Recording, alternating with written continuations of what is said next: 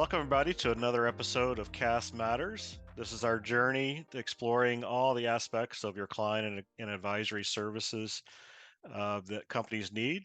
We've been on a journey looking at technology, looking at accounting, looking at financial planning and analysis. And today we're going to talk about HR and the benefits related to that and how you potentially could use outsourced services around HR and what those might look like. So I'm happy to welcome Ashley Edwards from Insperity to the podcast. Welcome, Ashley. Thank you, John. I'm happy to be here. Awesome. Can you give the audience a little background, maybe a little bit about Insperity, your background, how you kind of came to this place?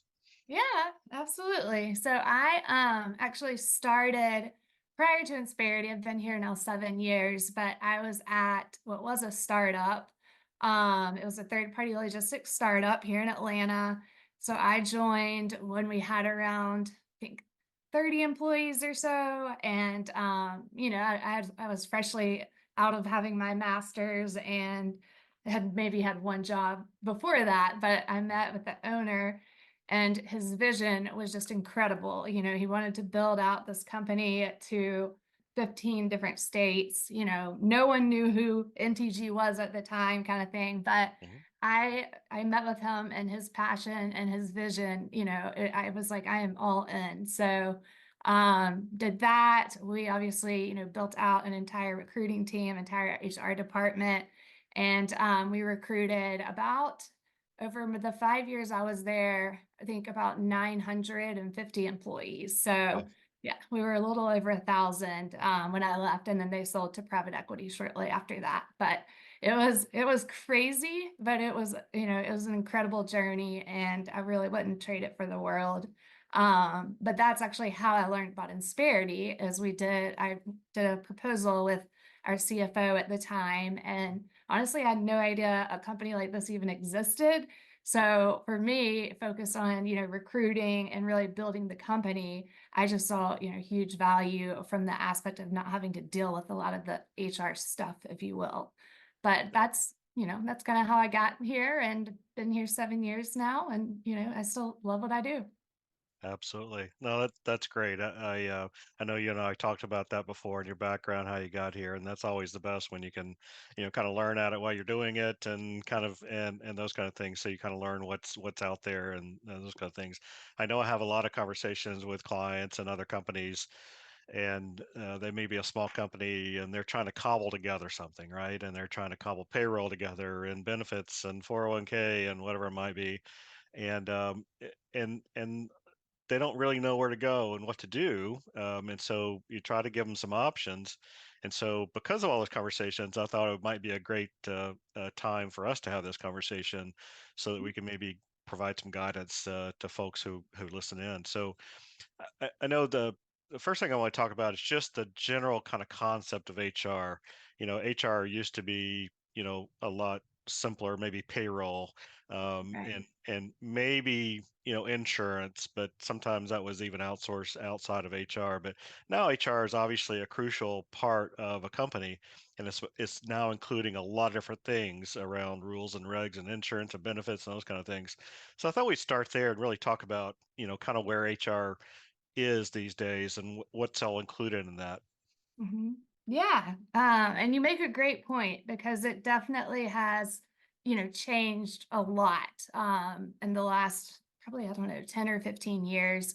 So a lot of times, most people, when they think of HR, they think of, like you mentioned, the payroll, the insurance, the benefits, a little bit of administration, maybe handbook, some basic functions. But I believe that we're, in a state now where HR is really, it's more of a human capital management solution for companies, regardless whether you're outsourcing it or not. The focus should always be on your employees being your biggest asset and how you can really, attract and retain talent around that. And so, of course, you know, it, payroll, insurance, benefits, HR administration is important, but at the end of the day, I think the human capital piece of it is just a crucial key part to a company's success. Having everybody, having the right people in the right roles.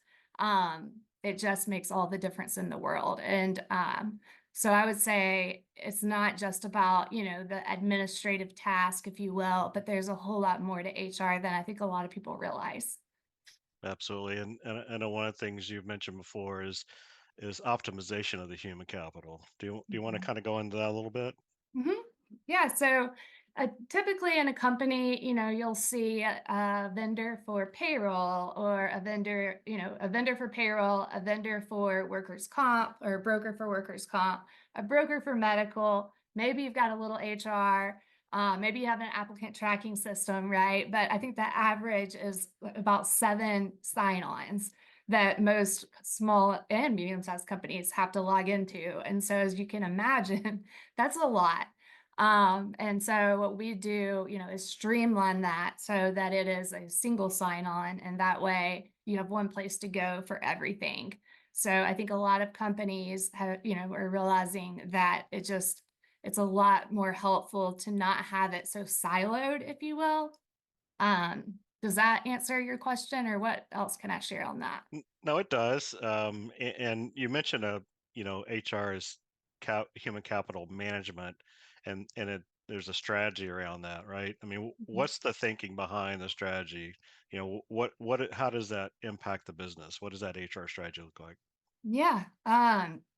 I would say, there's three main areas really when you think about, HR and your strategy, right? Like HR should help protect the company, they should help control and contain cost and generate more revenue through your people strategy. And when I talk about human capital optimization, it's really around that, generating more revenue through your people strategy, because a lot of times, companies they're doing okay, they think everything's going well, but maybe the culture is a little off, and that ends up impacting, their work. So culture is a huge piece of it, I would say. And I think it's very important that employees of companies, they understand that they are the most valuable asset of the company, and they understand their why, and they have the ability to grow and develop. Because most companies, they want to keep their employees long term, obviously their key employees long term. So I would say that those are the biggest things, is really you've got to see your people as your biggest asset, I think, in order to be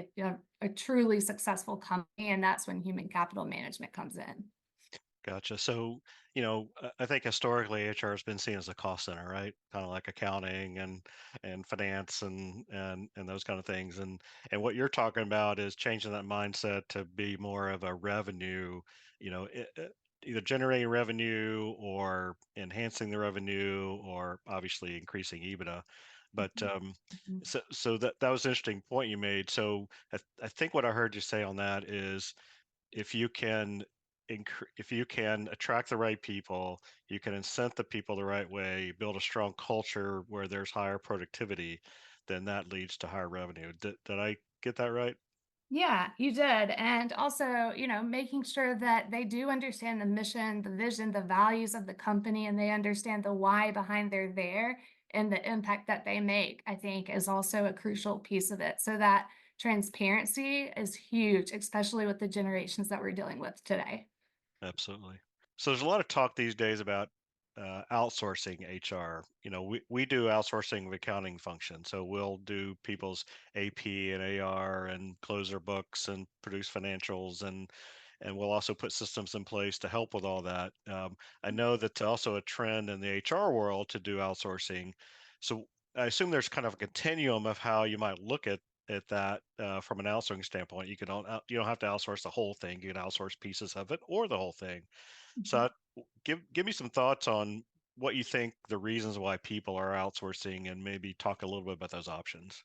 Yeah, of course. So I would say, one of the primary reasons is because it's tough from a compliance perspective for folks in HR, right? And typically you want your HR team to be able to focus on strategic initiatives. So outsourcing some of those functions like, the compliance and the benefits administration, and the workers' comp, all the things that really can get you bogged down within the business allows you to get back, and focus on growing the business instead of getting so bogged down in these little areas. And so I think companies outsource for many reasons. I feel like client that I have has a little bit of a different reason, but um, the biggest thing is that regardless whether you're 5 employees or 500, even at 500 employees, you're still not going to have a huge HR team, right? And so having a 1 or 2 person HR team, in some ways, it really can hurt you, especially if those folks don't, they don't truly know HR. And what I've seen as a big challenge for companies and business owners is, they don't know HR, they don't want to know HR. And of course, you have to know how to hire for HR. And so a lot of times they'll bring somebody in thinking they're going to be great, and it's just a big mess. And so now I think a lot of companies look at outsourcing because of the fact that human capital management is so crucial now to a company's success, and that they can kind of offload some of the compliance, the payroll, the things that really, even when you have an internal HR team, there's just no real benefit for them to be doing. And so outsourcing then allows those folks to, again, be strategic and focus on ways to help continue to build the culture and attract and retain that top talent by getting, offloading a lot of those pieces. So for me, it's a little bit like on our side of the business too. We talk a lot. So if you look at HR, to me, it's a little bit combination of what we might do in accounting and then what we might do on tax, because there's obviously a lot of compliance on tax. And so to know the tax laws that change, every year or more, and know the state tax laws is probably similar in a lot of ways to what happens in the HR world. The DOL and the state regulators and those kind of things, and make sure you're in compliance with those, especially if you're over a certain number of employees. I think it really kicks in.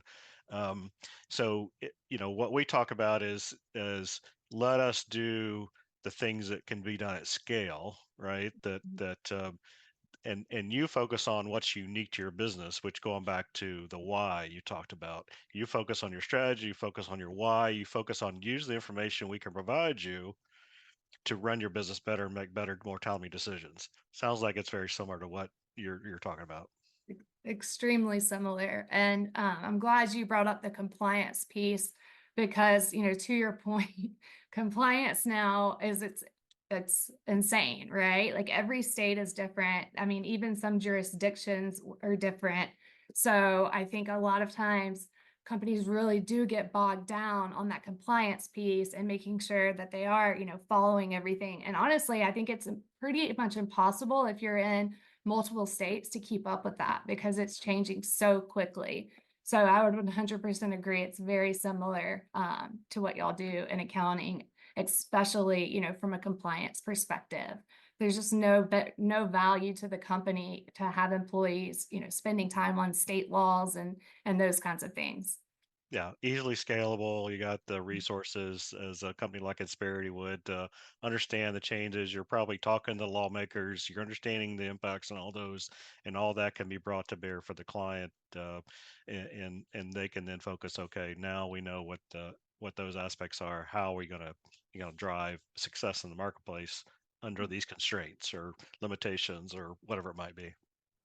Right. And, we hear a lot. You don't know what you don't know, right? And so like you're an expert in accounting, I have a focus in, HR, but a lot of times people they just don't know what they don't know and they want to get better. They want to get their business better. I mean, I hear all the time right now, how do we keep our employees? So yeah, I think that's a great point.